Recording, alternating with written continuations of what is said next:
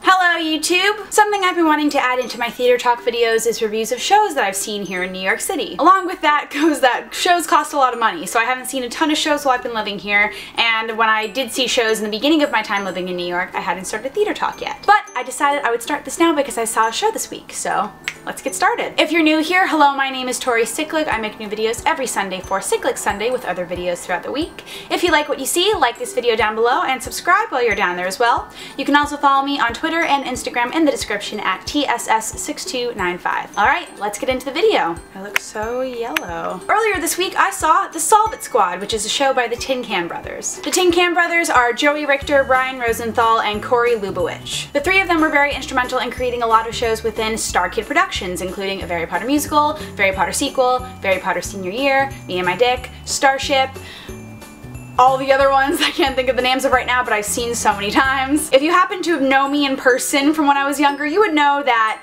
throughout high school, and a lot of college too, I would sing songs from a Harry Potter musical and a Harry Potter sequel all the time. Like throughout the halls in my high school I would be singing these songs because I loved them so much, and then when Starship came out I became absolutely obsessed with that, and Me and My Dick I really loved because it felt really raunchy to watch it when I was a teenager. So when I saw that they were doing a show here in the city and it was starring Joey Richter, Brian Rosenthal, Lauren Lopez, Ashley Clements, and Gabe Greenspan, I was like, I gotta go see this because I just have to. I knew I was really going to love the show because I knew it would just take me back to sitting in front of my laptop watching these shows over and over again. The Solve It Squad tells the story of Keith, Scraggs, Gwen, and Esther, who started as a group of friends when they were kids, creating a small little crime-solving group called the Solve It Squad. When they're on one of their Solve It Squad missions, their dog Cluebert gets murdered. After that happens, the group kind of falls apart. Flash forward 20 years and the case of Cluebert's murder has been reopened, and that's where I'm gonna leave you so I don't spoil anything else. The show has a very limited run. It only runs until May 12th here in New York, but I think there's going to be a video of it online.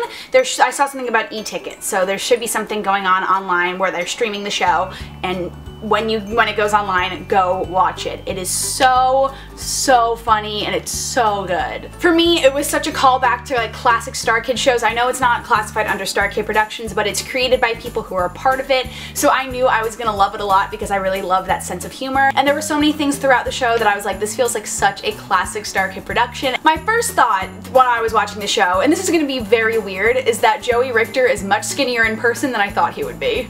Joey also did something really cool with his voice character-wise that I really loved because it added a youth to the character when he was playing a character that was 20 years older than the character was in the beginning, but it also just felt like he was playing himself too, and I just absolutely loved it. Brian Rosenthal is just an absolute genius on stage. He plays a character called Everyone Else, which means that he plays every other character that's not one of the four main of the Solve It Squad, and there's a scene where he's playing 5 characters at once, and he's using wigs and glasses and other props to become these different characters that all have different accents and different physicalities, and he did it so seamlessly that I was just sitting there with my mouth wide open, just in shock and awe of him, because it was just honestly one of the best parts of the show. Lauren Lopez, as we know from watching her as Draco Malfoy in all of the Star Kid Harry Potter shows, is just such a good physical comedian, and in this show she proves that she is the queen of physical comedy. When you first see Lauren's character on stage in the 20 years later segment of the show,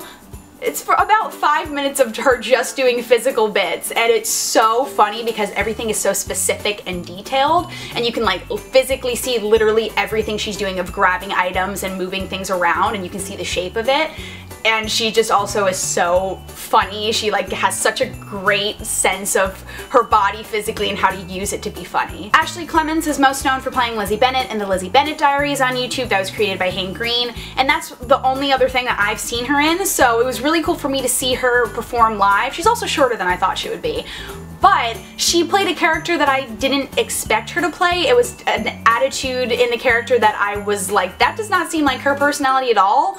But she did it so well, and I totally believed it on stage. I haven't seen Gabe Greenspan in another show, but I think he fits in so well with the Star Kid Tin Can Bros group because he just gets their humor really, really well, and the character that he played on stage was so funny, and he has really, really good comic timing as well as physical comedy timing. I love the humor that's in Star Kid and Tin Can Bro shows because it's very quick, and if you aren't paying attention, you miss so many things, and it's exactly how this show was as well. There were so many little bits and pieces of things that were going on a different part of the stage that if you didn't look at the right moment, you would totally miss what was going on. It was such a callback to classic Star Kid and Tin Can Bro shows that I just really appreciated as someone who's been a fan for such a long time. Also, they have so much humor in it, but they also find the heart of it, which is something that is very much a huge aspect of Star Kid and Tin Can Bro shows, and I love that that's always been a thing that comes together at the end of each show, and it was so well done in this show. The Solid Squad reminded me a lot of Me and My Dick and The Trail to Oregon, which I feel like are kind of hidden classics of Star Kid and Tin Can Bros. They follow in the same vein of being parody-inspired shows, but they're not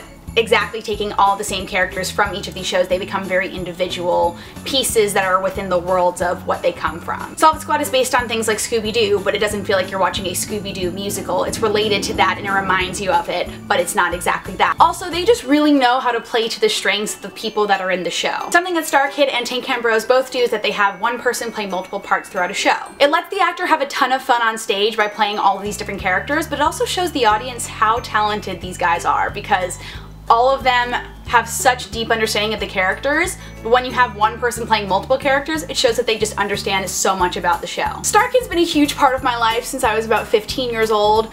I was so obsessed with Star Kid that I was like, I want to go to the University of Michigan so I can be a part of Star Kid Productions. Like, that's how much I was obsessed with it. So to get to meet some of the founding members of it and to see them perform live and talk to them about it, it was very, very cool. They're all also so sweet and were so willing to listen to me ramble on about being such a huge fan, which I really appreciated. So thank you to Joey and Brian and Lauren and Gabe and Ashley for all of that as well. Tin Can Bros and Star Kid Productions is also the perfect example of how you create artistic opportunities for yourself. Star Kid Productions started out as something that these guys were doing in college because they wanted to create their own work and perform their own work, and then it turned into this huge fan base and then turned into all these amazing opportunities that all of these people have now and all this stuff that they have in their careers. Watching the growth of Star Kid Productions throughout high school and college really set a perfect example for me as somebody who wants to create their own kind of work and figure out the best way to do it. Having that example to follow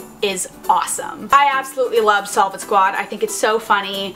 If you're able to watch it when it comes out online, definitely go watch it. It's so, so great. I'm gonna leave links to everything about the Solid Squad, about the cast, about Tin Can Bros, all in the description below, so you can go subscribe to their YouTube channel and watch when they're putting out some new content, as well as follow them on Instagram and Twitter and see everything that they're up to after the show finishes its run. If you've seen the Solid Squad or any other Tin Can Bros or Star Kid shows, let me know in the comments down below. Let's get a conversation started about like all the things we love about Star Kid and Tin Can Bros. Thank you guys so much for watching. Like this video down below and subscribe down there as well to see more of what I'm up to and other shows that I'll be seeing that I'm going to be trying to see more of and review here on my channel. You can also follow me on Twitter and Instagram in the description below to see other things that I'm doing in my life there too. DFTBA, and I will see you guys next time. Bye!